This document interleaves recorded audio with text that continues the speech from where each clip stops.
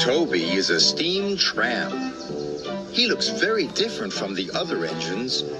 He is square and his body is made of wood. Toby is not as strong as the other engines, but he always tries his hardest. One morning, Toby was delivering some freight cars of milk. He puffed across the island and up Gordon's Hill. Gordon's Hill was very steep. Toby puffed hard. It was a long climb. Just then, Gordon arrived at the bottom of the hill. But today, the express was heavy, and Gordon had to wait for Edward to help. Bother, puffed Gordon. Soon, Edward puffed to the rescue. He buffered up behind Gordon. Edward pushed, and Gordon pulled.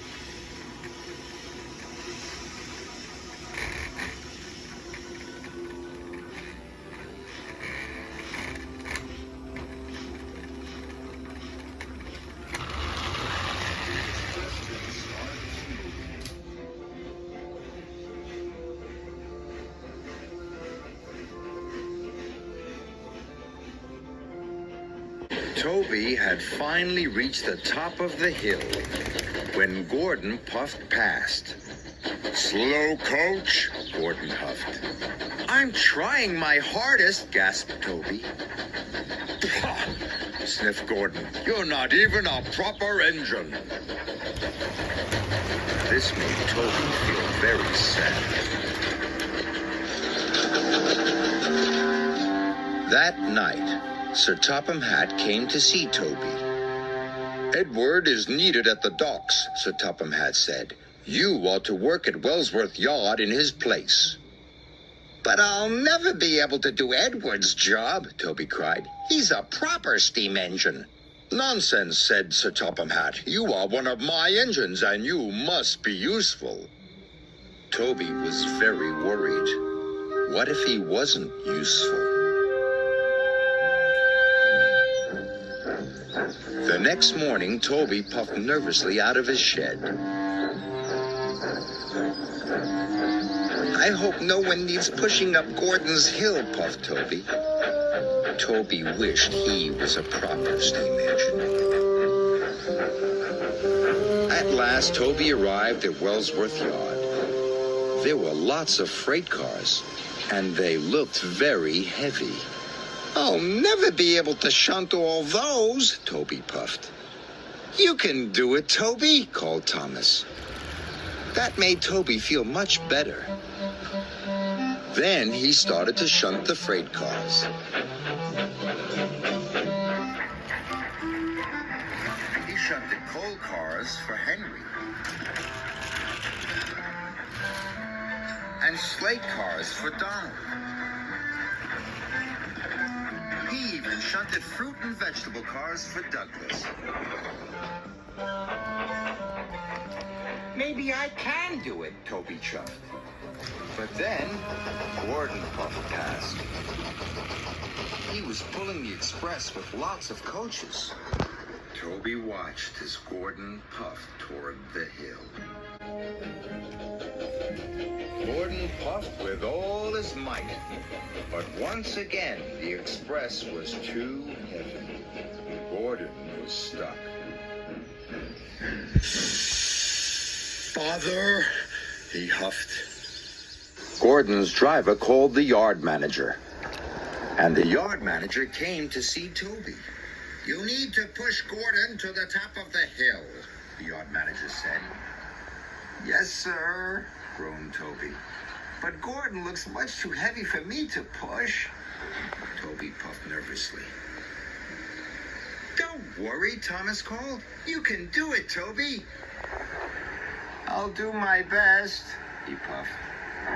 And he chuffed off to Gordon's Hill. When Gordon heard that Toby was coming, he was very cross. "Toby's only a steam tram," Gordon huffed. "He will never be able to push me up the hill."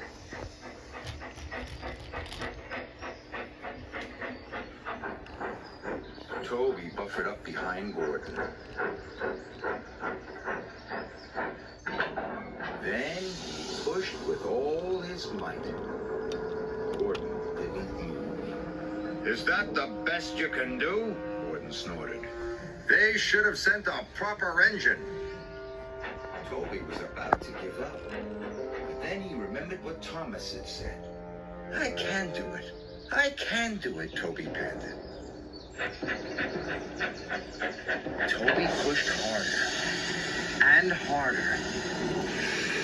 Suddenly, Gordon's wheels started to move. Toby kept pushing.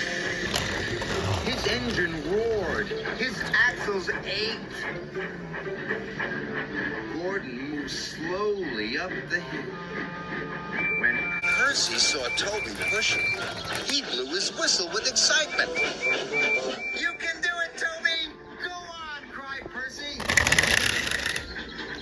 Toby huffed and puffed and chuffed, but at last he pushed Gordon right to the top of the hill.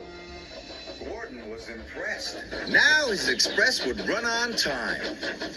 Toby was tired, but he was very proud. I did it, he puffed excitedly. That night, Sir Topham Hatt came to see Toby. Today, you were a very useful engine indeed, he said. Thank you, sir, Toby chuffed. And even though Toby was a steam tram, he felt like a proper engine after all. The next morning, Gordon apologized. Thank you for helping me, Edward, puffed Gordon. You really are a useful engine. It's good to be back, Edward chuffed happily. Sir Topham Hatt's plan had worked. There was no more talk about Edward retiring.